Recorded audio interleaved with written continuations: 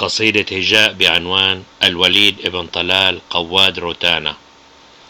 نعت أمك بحالها لما أصابها من حمل بك يا سيء الأفعال، لتأتي لهذه الدنيا مفسدا هادما للقيم وأسمى الخصال، مجاهرا بالفسق والرذيلة مسرفا، مشرعا للعهر منفقا وفير الأموال، ناشرا للفتنة داعر رخيص.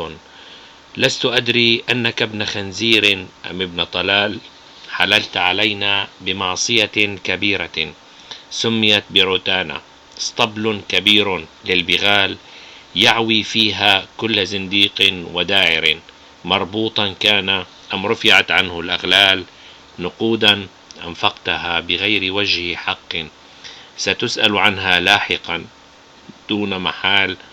يا أغبى من عليها في الحساب، وصدقت نفسك بأنك رجل أعمال، ما أنت إلا حمار رأسه صغير وظهره متين لنقل الأحمال، الشارب صفة من الرجولة، أما شاربك فتساقط من صوت السعال.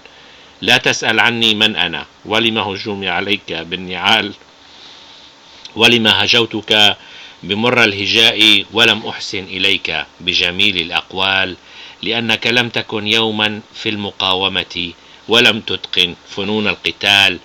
لبنان في الشدائد لم تكن له مناصرا بدرهم أدنى احتمال، ولفلسطين لم تكن نصيرا ولم تندد بجرائم الاحتلال، والمجاهدين لم يروا من كرمك لهم بالقرى كان أم في الجبال، ومن ترملت بمعيلها من الفقر كسرت تحت أسنانها النصال، لتبقى حرة عزيزة بشرفها وعفتها آية في الجمال.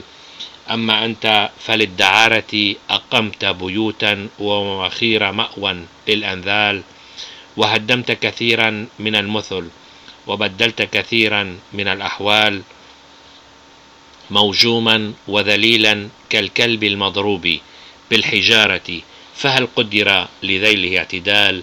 ما أنت بغني ولا يغرنك زينة لم تدم لغيرك ومسيرها إلى زوال، وقصة انحرافك سأكتبها بصدق لتتناولها وتطلع عليها الأجيال، بأنك لم تأكل من ذلك الوعاء الذي أعد ليكون زادا للرجال، ولم تشرب من ذلك اللبن الذي جيء بالجهد والكسب الحلال، ولم تركب المخاطر والمحن منازلا ومقارعا لجنود الاحتلال.